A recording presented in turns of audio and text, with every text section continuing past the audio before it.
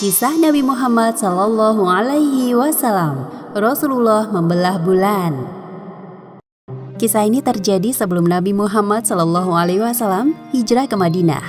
Pada awalnya kaum musyrikin meminta pembuktian atas kerasulan Nabi Muhammad melalui peristiwa terbelahnya bulan.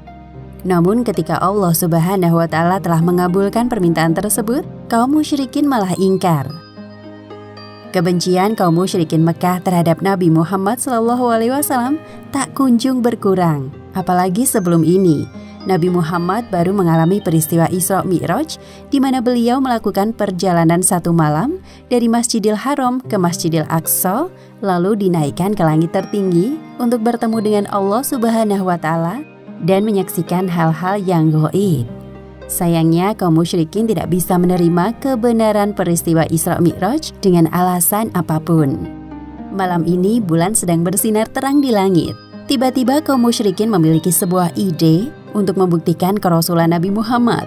Mereka pun mendatangi beliau. Pada saat itu Rasulullah sedang berada di Mina, yaitu kawasan padang pasir yang letaknya 5 km di sebelah timur kota Mekah. Sebagaimana telah disebutkan dalam hadis riwayat Bukhari dalam kitab Fadhail As-Sahabah nomor 3656. Bulan terbelah. Saat itu kami bersama Nabi Sallallahu Alaihi Wasallam di Mina. Seorang musyrik mengarahkan jari telunjuknya ke arah langit.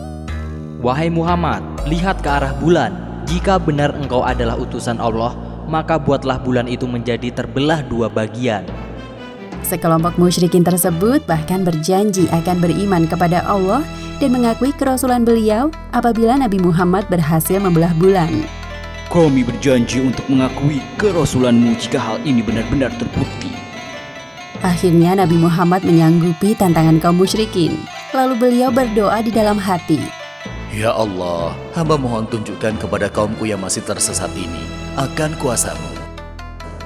Nabi Muhammad mengarahkan jari telunjuknya ke arah bulan dan membuat gerakan seolah-olah sedang membelahnya. Semua orang mendongak ke arah langit.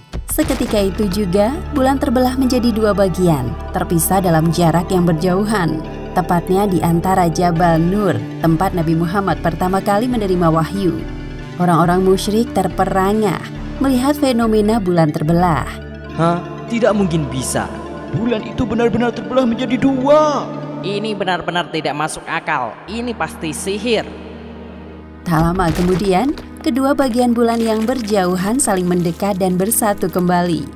Allah Subhanahu wa Ta'ala telah mengabulkan doa Nabi Muhammad seketika itu juga. Setelah berhasil membelah bulan atas izin Allah, giliran Nabi bertanya kepada kaum kafir. Sekarang apakah kalian percaya kepadaku? Aku telah melakukan sesuai permintaan kalian. Kaum musyrikin terlanjur malu dengan tantangan yang mereka buat sendiri. Alih-alih mengakui kerasulan Muhammad, mereka malah menuduh Nabi Muhammad bermain sihir. Aku masih tidak percaya kepadamu, wahai Muhammad. Engkau terlalu pandai bermain sihir. Kami semua yang ada di sini telah terpedaya oleh sihirmu yang hebat. Nabi Muhammad tidak habis pikir dengan kaumnya. Mereka tetap tidak mau mengakui kerasulan beliau. Padahal tanda-tanda kenabian telah terpampang nyata di depan mata. Orang-orang musyrik mulai berbisik-bisik sambil membelakangi Nabi Muhammad. Muhammad bisa saja menyihir kita. Namun, apakah sihirnya bekerja untuk orang yang tidak ada di sini? Lantas, apa rencanamu sekarang? Tanpa kata permisi, sekelompok musyrikin tersebut meninggalkan Rasulullah yang termenung melihat keanehan kaumnya. Mereka terus mengoceh sepanjang jalan.